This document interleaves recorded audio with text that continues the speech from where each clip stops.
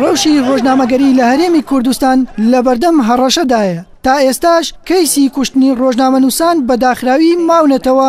سەردەشت عوسمان کە یەکێک بوو لەو شەهیدانەی دوای یەک ڕۆژ لە یادی ئازادی ڕۆژنامەگەری جیهانی لە شاری هەولێر تیرۆر کرا لەلایەن دەستگا ئەمنیەکانەوە. کەیسەکەشی بەلاڕێدا بردرا. ڕۆژنامەنووسێکیش دەڵێت تیرۆرکردنی ڕۆژنامەنووسان پەیامێکە بۆ بڵاوکردنەوەی ترس و کەپکردنی دەنگە ئازادەکان.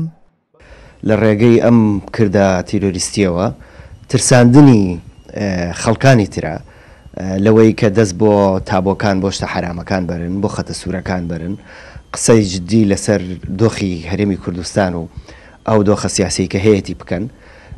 ئەمە هەنگە لە ڕاستیە هەوڵێکە چەند ئەوێت دەنگێک بە تەنها بێ دەنگ بکات، دە ئەوەندە ئەوێت ترسێ بخاتەوە لە دڵی ئەو کەسانەیە کە جورئەتەکەن قسە بکەن.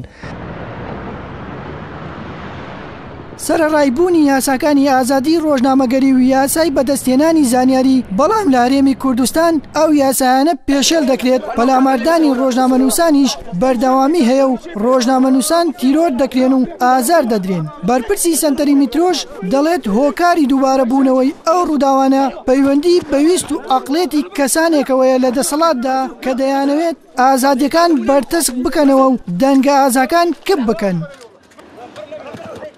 بەردەوامبوونی پێشێلکاریەکان لە هەرێمی کوردستان پەیوەندی بەوە هەیە کە جارێ عەقڵێتێک لە ناو مؤسساتی ئێمە هەم تەنفیزی هەم تەشریعیدا ڕەنگە کارابێ کە بڕای بۆیە کە ئەبێ یاسایەکانی ڕۆژنامەنووسی تعدیل بکرێتەوە بە شێوەیە کە بربەستەکانی بەردەمکاری ڕۆژنامەنووسی زیاتر بکەن. ئەم عەقڵێتە وا ئەکا کە لەناو دەستگاکانمانە بەردەوام پێشێلکاری هەبێت. سی ئایاری 1993 نەتەوە یەکگرتووەکان بڕیاریدا ئەو ڕۆژە وەک ڕۆژی ئازادی ڕۆژنامەگەری دیاری بکرێت بۆ پێداچوونەوە بە ڕەوشی ڕۆژنامەنووسان لە جیهاندا. بەر لە چەند ڕۆژێکیش لە ئەو یادا لە هەولێری پایتەختی هەرێمی کوردستان لەلایەن هێزە ئەمنیەکانەوە هێرش کرا سەر ڕۆژنامەنووسان کە ڕەنگە بۆ ئەم ساڵیش ڕێکخراوە جیهانیەکان هەرێمی کوردستان بە شوێنێکی مەترسیدار بۆ سەر ڕۆژنامەنووسان پێناسە بکات. ڕزگار ساڵح، کەناڵی ئاسمانی پەیام، سلێمانی.